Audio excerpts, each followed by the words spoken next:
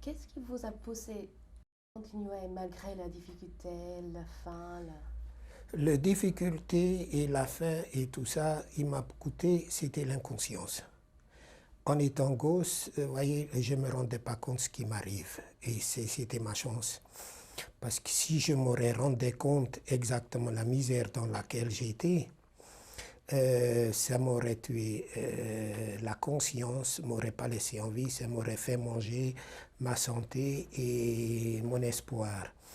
Parce que j'ai été descendu tellement bas, là-bas, dans la misère et dans la faiblesse, que c'était très difficile.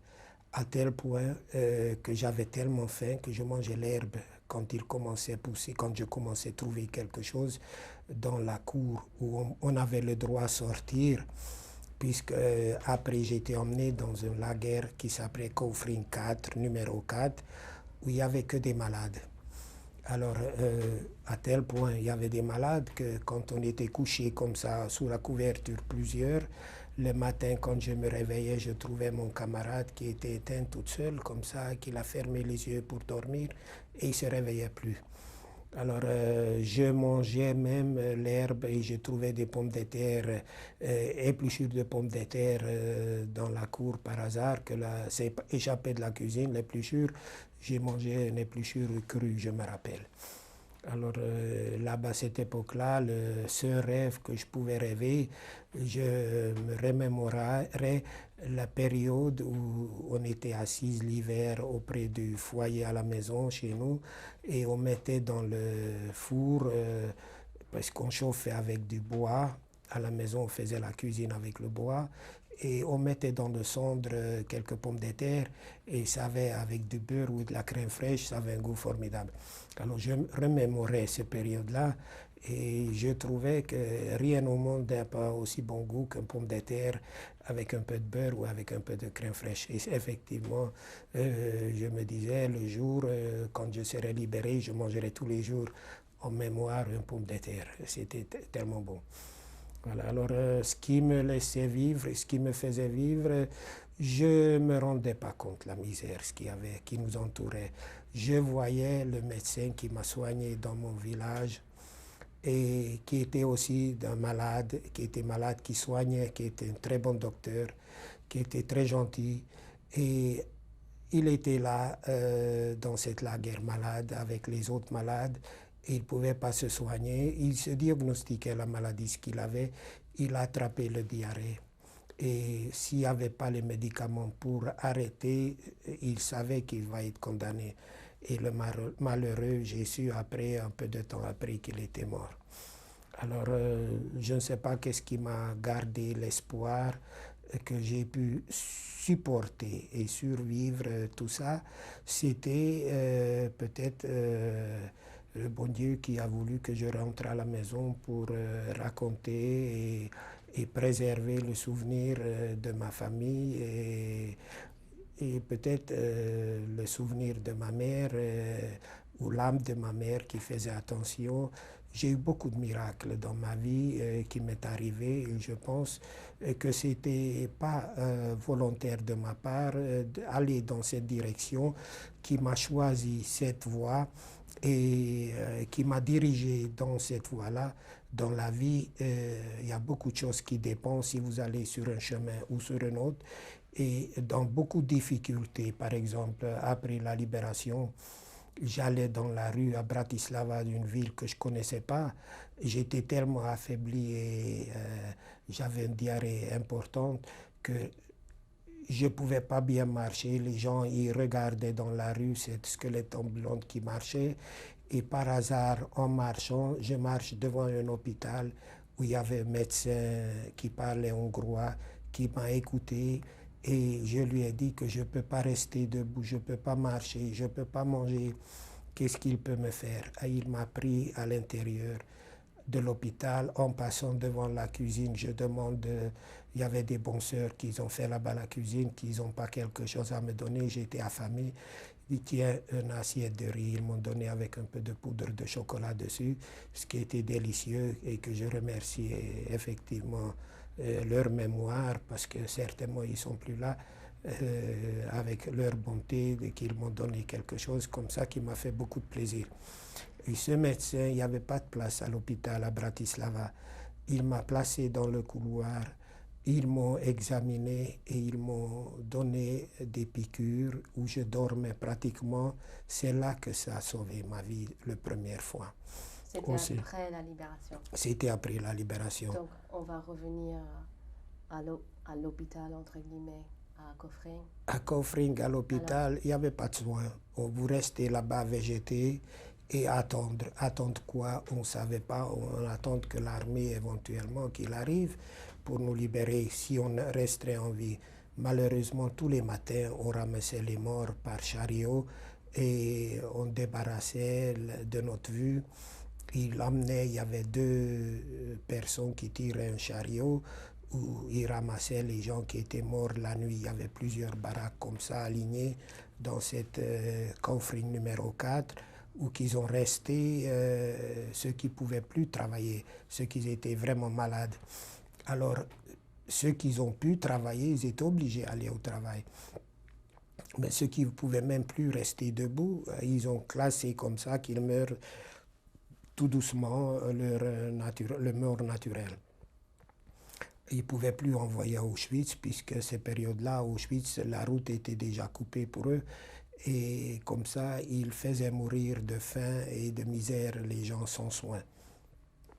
Alors, moi, je restais là, dans cette laguerre, pendant jusqu'au mois d'avril. Au mois d'avril, ils ont décidé que les gens qui seront capables de marcher, ils l'ont demandé. Ceux qui ne sont pas capables de marcher, qui restent sur place, mais ceux qui sont capables, un petit peu marcher, qu'ils marchent pour évacuer. Vous êtes malade en janvier? Oui. 45? Oui. Et en avril? Oui. Il vous a demandé? Ils l'ont demandé à tout le monde qui pouvait marcher parce qu'il évacuait la région. Alors, on ne savait pas pourquoi il évacuait la région. Ils l'ont voulu regrouper encore ailleurs pour, soi-disant, faire sauter, dynamiter la guerre.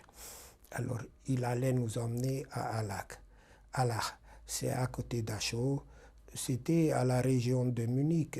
Kaufring, c'est pas loin de Munich. J'y suis par la suite. Alors, à Allach, on devait partir. On est parti de Kaufring. Ceux qui pouvaient marcher, on se tenait une à côté de l'autre pour marcher. On avait peur de sortir du rang, qu'ils vont nous exécuter. Alors, effectivement, il y avait une voiture qui ramassait des gens, mais qu'est-ce qui advenait, on ne savait pas sur le coup. Alors, on marchait une nuit, c'est-à-dire un jour, et la nuit, ils nous ont mis dans un baraquement où il y avait de la paille, qu'on pouvait dormir, et le lendemain matin, il fallait continuer. Il y en avait combien de personnes? Oh, il y avait beaucoup de personnes, il y avait beaucoup de personnes, ceux qui pouvaient effectivement marcher, ceux qui restaient sur place, ils le liquidaient, puisqu'on était tous destinés à être tués. Vous avez pu marcher avec la maladie? Avec la maladie, j'ai pu marcher vraiment difficilement, mais j'ai marché quand même. Oui. Quels étaient les symptômes de votre maladie? De ma maladie, le symptôme était la faiblesse. J'avais pas de force, j'ai été très faible et je ne pouvais pas rester debout. Alors là, pour marcher, j'étais debout avec les amis qui me soutenaient. On marchait comme ça, on ne se tenait pas les bras. Tout ça, il y avait des Hongrois, il y avait de Lituanie, il y avait des Polonais, on parlait yiddish entre nous et on marchait. Ils donnaient très peu à manger en route. Et après, le lendemain, quand on a marché, il y avait un officier, un Hauptmannsturmführer, qui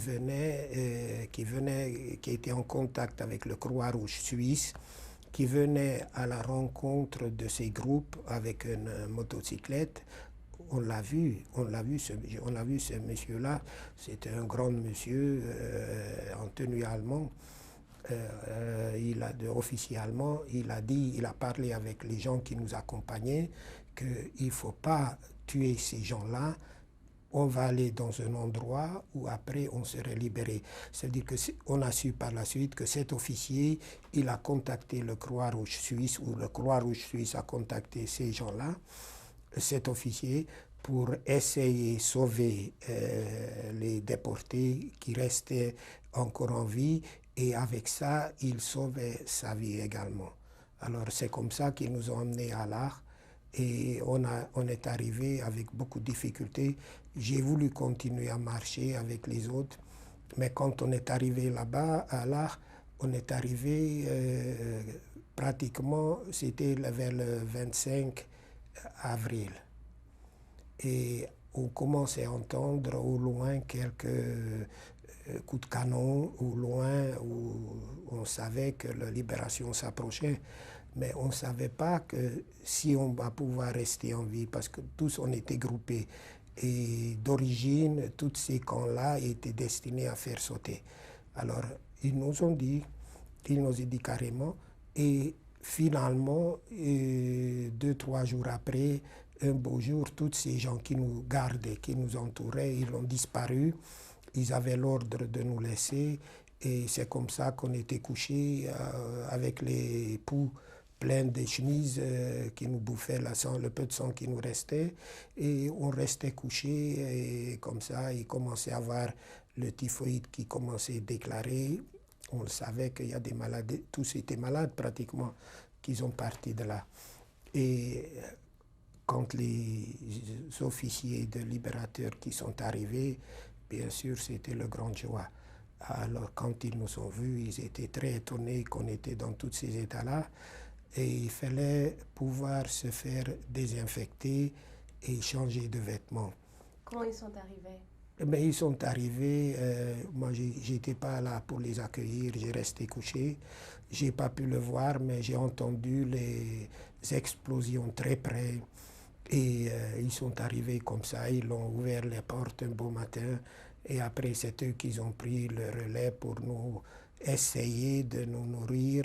Ils étaient débordés par le nombre. Ils savaient comment s'organiser sur le coup. Et ça a duré pas longtemps. Après la libération, que les Tchèques, ils sont, comme j'étais de l'origine tchèque, il fallait que je me fasse enregistrer par nationalité. Les Américains, ils ont demandé que chaque nation vienne se faire inscrire et après, ils vont s'en occuper. Chaque pays va s'occuper avec ces gens de ces déportés. Et je me suis fait inscrire avec beaucoup de difficultés pour pouvoir repartir vers la maison. Alors, tout de suite après? Tout de suite après la libération, il fallait s'inscrire sur une liste. Et après, 2 jours après, 3 jours après, ils sont venus annoncer que ces gens qui sont de nationalité tchécoslovaque, les Tchèques, ils sont venus avec des camions, ils nous ont ramassés. On n'était pas tellement loin de la frontière tchèque de Kaufring, ça veut dire Allach, c'était à côté d'Achau, et de là, pour aller en Tchécoslovaquie, c'était pas tellement loin. Alors, ils nous ont ramassés par camion, ils nous ont emmenés à Prague. Quel a été le jour de votre libération? J'ai été libéré le 1er mai, c'est-à-dire c'était la libération le 30 avril, mais effectivement j'ai vu les soldats, c'était le 1er mai. Alors le 1er mai pour moi c'est comme une naissance. Oui.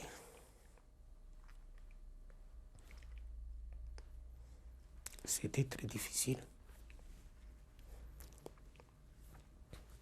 Alors, quand je suis arrivé à Prague, là-bas il y avait un accueil, il y avait des médecins, ils nous ont donné à manger. Et j'avais le désir, je ne sais pas pourquoi, pour essayer de retourner chez moi. Alors je voulais partir vers l'Hongrie et j'ai pris un train, cette époque-là, il y avait des trains aussi des bestiaux qui circulaient, avec laquelle le train de marchandises, ils n'avaient pas des voitures de voyageurs en route. Alors ceux qui voulaient aller après la guerre d'une ville à l'autre, il fallait qu'ils s'assoient dans des trains bestiaux également, éventuellement pour aller vers l'Hongrie. Alors j'allais vers l'Hongrie, mais de Prague, je n'ai pas pu continuer plus loin que Bratislava et j'ai descendu à Bratislava. Heureusement, ma maladie et j'avais attrapé ce que j'ai mangé, un diarrhée, ne me laissait pas aller plus loin et c'est ça qui m'a deuxièmement sauvé ma vie, que j'ai trouvé à Bratislava les soins nécessaires pour me sauver de ma santé, d'essayer de sortir. Je n'étais pas encore sauvé, mais de sortir de difficultés de santé, ce que j'avais, des problèmes très graves, ce que j'avais en ce moment-là sans me rendre compte, parce que le diarrhée pouvait me tuer et en plus j'avais d'autres problèmes de santé également. Et à Bratislava, en passant, comme je vous ai dit tout à l'heure, j'ai trouvé ce docteur qui m'a fait rentrer dans le couloir, mis un lit à ma disposition, où je dormais pratiquement un mois. On m'a réveillé pour me faire une piqûre, on me réveillait pour donner à manger. Et petit à petit, je commençais à avoir un peu plus faim. Au début, je ne pouvais pas manger non plus, j'avais pas faim. Les Américains vous ont donné quelque chose à manger? Les Américains, ils l'ont donné, mais je ne me rappelle pas quoi. Ils l'ont donné un soupe, un potage, ce qu'ils avaient, qu'ils l'ont donné. Mais certainement, c'était quand vous changez de nourriture, vous étiez affaibli à ce point-là, que votre estomac a pris l'habitude de ne rien manger, ni rien assimiler. Quand vous mangez quelque chose de consistant, l'estomac, le ventre, ils ne peuvent pas tenir. Alors c'est là que ça a déclenché quelque chose de très grave chez moi, ce diarrhée, où je ne pouvais rien garder dans le ventre, je ne pouvais rien assimiler et je ne pouvais rien boire non plus, j'avais rien envie et ça m'aurait tué, ça m'aurait supprimé complètement. Et grâce au médecin qui a pris soin de moi à Bratislava, qui m'a fait sortir de ce grave problème. Alors à Bratislava, à l'hôpital, il y avait des femmes juives qui sont venues voir les malades et ils ont su que j'étais déporté. Je leur ai dit, j'ai pu parler avec eux et ils ont dit que dans peu de temps, il va y avoir... J'ai demandé au médecin quand est-ce que je pourrais continuer. J'avais envie de revoir ma ville, j'avais envie de revoir quelques de ma famille, j'avais l'espoir, peut-être mon frère, mes sœurs qui vont revenir, et j'avais le désir de continuer mon chemin. Alors je demandais au docteur, le médecin qui me soignait, très gentil, il venait me parler de temps en temps. Je lui dis, est-ce que je pourrais continuer mon chemin? Il dit, attends encore un petit peu pour que tu sois plus fort, pour que tu sois mieux rétabli un petit peu, et après tu pourrais continuer. Alors, ils ont organisé, la collectivité juive, il a organisé un train de Croix-Rouge qui l'ont fait venir de Bratislava vers l'Hongrie. Alors, je suis monté dans un train, ils m'ont emmené dans un train comme ça, vers Budapest, et à Budapest, il y avait des accueils, et les gens qui nous ont gardés aussi de la collectivité juive de Budapest, que ceux qu'eux, ils ont pu rester en vie, plus ils ont pu, le ghetto de Budapest, grâce à l'ambassadeur norvégien ou suédois, oui, c'était un comte suédois qui s'est débattu pour sauver les juifs hongrois.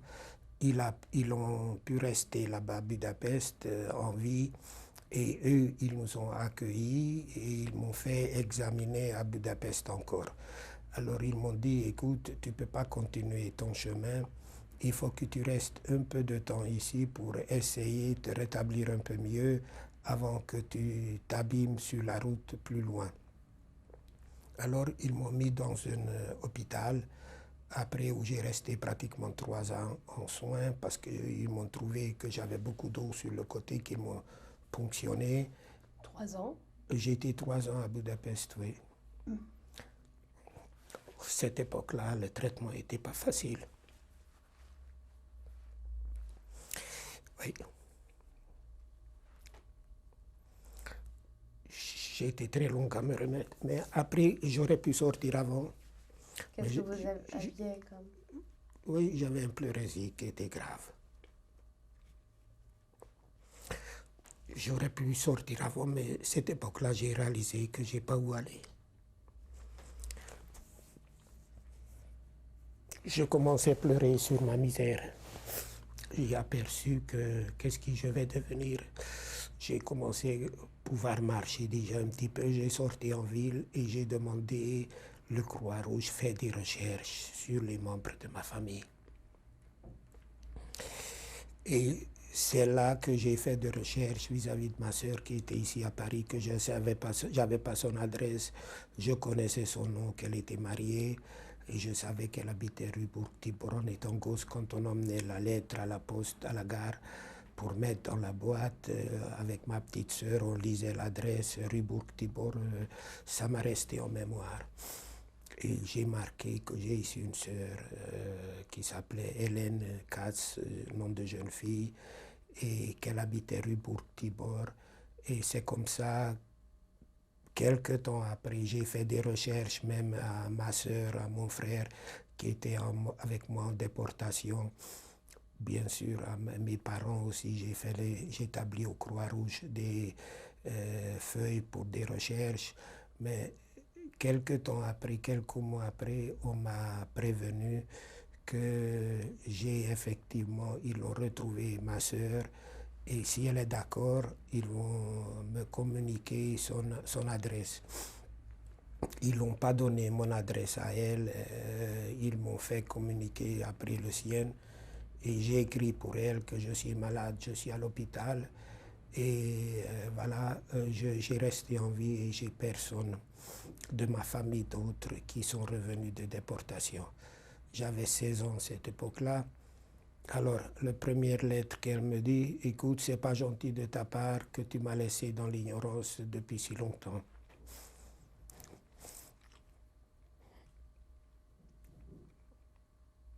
Oui, ça m'a fait beaucoup de mal parce que c'est elle qui devait me rechercher. C'est elle qui était en bonne santé.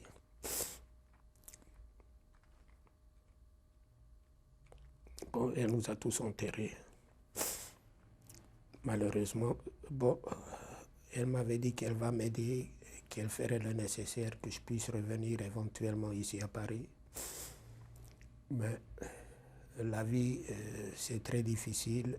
Après, quand j'ai pu sortir de l'hôpital où j'étais à Budapest, j'avais rétabli un petit peu ma santé. J'ai parti un soir chez un copain qui habitait à la frontière tchécoslovaque. Et il a dit qu'il peut m'aider, à faire passer la frontière. Un copain de la guerre? Un copain de Budapest qui était aussi malade, qui était déporté. Et c'est là que j'ai connu à l'hôpital. Mais lui, il s'est rétabli avant moi et il avait de la famille qui s'en occupait avec lui. Et je suis allé chez lui une nuit quand je dormais. Comme il habitait sur la frontière, son oncle, je faisais semblant de dormir, j'entends la conversation avec son oncle. Il dit, mais pourquoi t'as fait venir ton copain ici? Tu sais que les gendarmes, ils recherchent les gens qui viennent pour chercher traverser la frontière pour aller ailleurs. Il ne fallait pas que tu fais venir ici, on peut avoir encore des ennuis. Alors quand je me suis réveillé, j'ai rien dit à ce copain, il était très très gentil. C'était comme un frère. Il m'a dit, écoute, s'appelait-il? Erne Birnbaum. Il m'avait dit, écoute, c'est le grand marché aujourd'hui et la bonne qui est chez nous, sa mère va venir des villages voisins et ils vont t'aider, si tu veux. Sa mère, elle fait des trafics un petit peu avec les Tchécoslovaquies, avec la Slovaquie. Et il va essayer de t'emmener à Bratislava si tu veux. Alors c'était l'hiver, au mois de janvier également. Et elle m'a fait passer pour pas grand-chose à Bratislava. C'est une vieille femme qui connaissait les chemins détournés de la frontière. J'avais pas de passeport, j'avais pas de visa pour venir ici en France non plus. Et elle m'a fait passer la frontière. Et quand je suis arrivé à Bratislava, je suis allé trouver des juifs. Je savais que il y a là-bas dans des cafés qui se rencontrent des socialistes et des juifs. Peut-être ils peuvent m'aider pour aller plus loin vers Vienne et pour traverser la frontière après plus loin. Alors je suis allé trouver ces gens-là. Ils ont dit, mais pourquoi vous quittez l'Hongrie? Ici, c'est pas mieux. Vous allez ailleurs, c'est pas mieux. Restez là, vous êtes. Et cette époque-là, il y avait des dirigeants en Tchécoslovaquie, je crois qu'ils s'appelaient Slansky, qu'il y avait d'autres qui étaient dans le gouvernement, qui étaient des juifs, et qui l'ont aidé beaucoup, les juifs roumains et les juifs hongrois, pour continuer vers Israël leur chemin. Et ils m'ont gardé à Bratislava.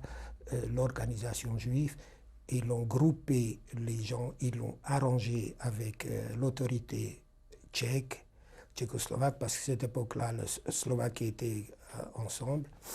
Ils sont arrangés pour expulser, au lieu qu'ils expulsent vers l'Hongrie, ils l'ont expulsé vers l'Autriche. Alors c'est comme ça que je suis arrivé à Vienne. Alors j'avais le choix, j'avais un très grand désir de revoir ma sœur. Malgré tout, sa grande générosité, c'était que des grandes promesses, mais quand il fallait que j'écris pour elle, après de Vienne, voilà, je suis à Vienne et il me faudrait $100. Avec $100 et les connaissances que j'avais à Vienne, je dis je pourrais prendre un passeport fabriqué avec mon nom et un visa faux que je peux monter sur un avion éventuellement pour venir ici en France pour vous voir. Elle a dit écoute, j'ai pas $100 pour t'envoyer et si j'aurais, je ferais pas non plus. Il y a des jeunes qui font le tour de la terre sans argent. Quand tu serais ici à Paris, on va t'aider. Alors je restais là-bas et le peu de choses que j'avais sur moi, le peu d'argent que j'avais sur moi, j'ai pu m'organiser que par les connaissances, quelques qui me mettaient en rapport avec le chef de train qui allait, c'était l'ancien Orient Express, qui allait de Vienne vers Zurich et Paris. J'étais sur le train qui allait jusqu'à Paris. Mais cette époque-là, il y avait quand même une frontière, le rideau de fer, qui séparait Autriche en deux parties, où l'Union soviétique, il avait un contrôle dans les trains.